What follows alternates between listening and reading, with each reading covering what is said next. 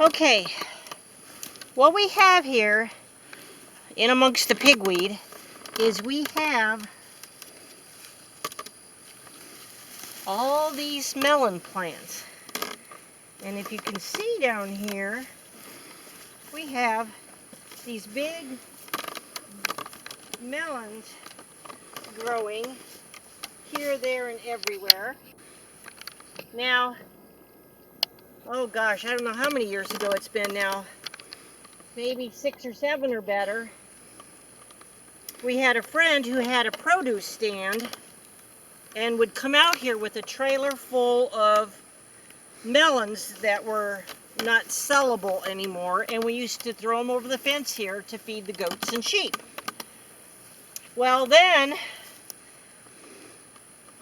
this was before we had all this other vegetation growing, because this is very sandy soil here, and these melons would coat this whole half of this paddock here, and we would have literally hundreds and hundreds of these green melons growing.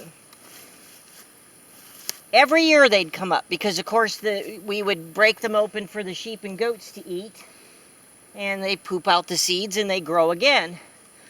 Well, then we had a lot of animals in here, and they ate it all down, and we didn't have any for a while. And this year is the first year we've had some for a while. So now we're going to go up here to this other area, and I'm going to show you the interesting thing about these melons. Okay, since there were all these different melons, and most melons that are raised today are hybrids, these things are, as you can tell, hard as a rock. I mean, you can sit here and look at that. They just bounce. And so the sheep and goats can't get into them. So then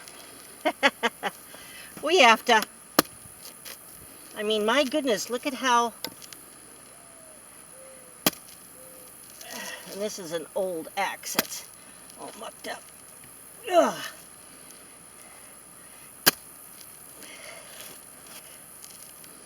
Here, let me go this way a little bit. Okay, maybe I can get it open now.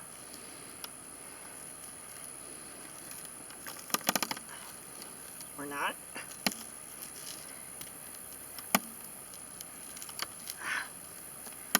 Man alive.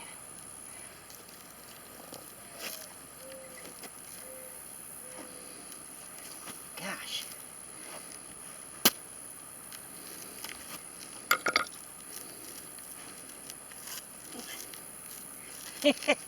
You can see the problem. And it's not because they're green either. They stay this color the whole time. And that's what they just look like. And they've got this kind of hard flesh. Anyway, I don't know if the sheep will come up if they don't know what I'm doing up here and eat them or not. But, so what we actually have to do is cut these things open for them to eat. And once they know they're open, I just don't have very strong hands, but these things are really, really tough. And you're probably saying, well, why don't you guys eat them? They literally have no taste. They are totally tasteless to people anyway. But on hot summer days, the sheep and goats seem to like them. I'm going to grab one and I'm going to see if I can't lure them up here so you can see. Okay, today we got the sheep up here. Watch out, watch out, watch out. JJ's going to be in the way.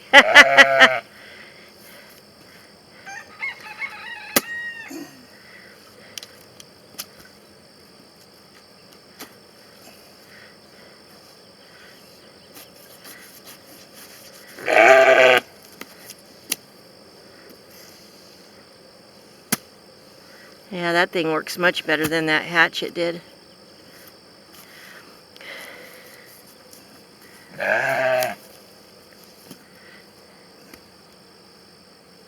Come on, Jay.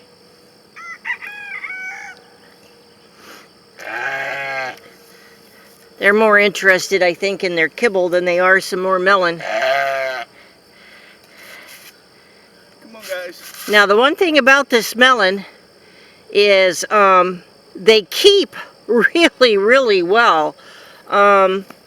We've just left them out here in the pasture all winter long, and they won't even rot until spring. Once they've frozen, and if they haven't been cut up and eaten during the winter, they'll stay good all winter long, unless that there happens to be a cut on them, and then they'll rot. But as you can see, there goes JJ after it.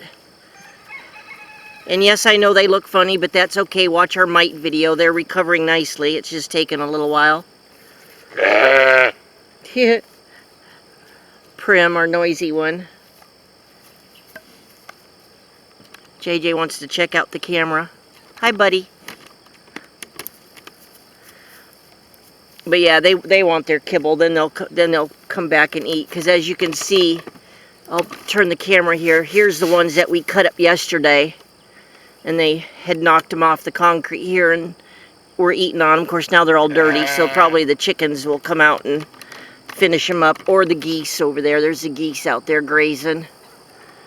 But anyway, you know, in a way it's been a pain having these things grow all over the place. But then in a lot of ways it's also been very nice, because it's an added food source for these guys that we don't have to pay for. And melons are a very good source of nutrition. So anyway, just another thought of what you can put out in your pasture. As you can see, ours it used to be pure sand. And yes, a lot of this is weeds, but there's a lot of good stuff starting to grow out there. And we're all about natural stuff in the pastures instead of just grass. So anyway, thanks for watching, and we'll see you next time.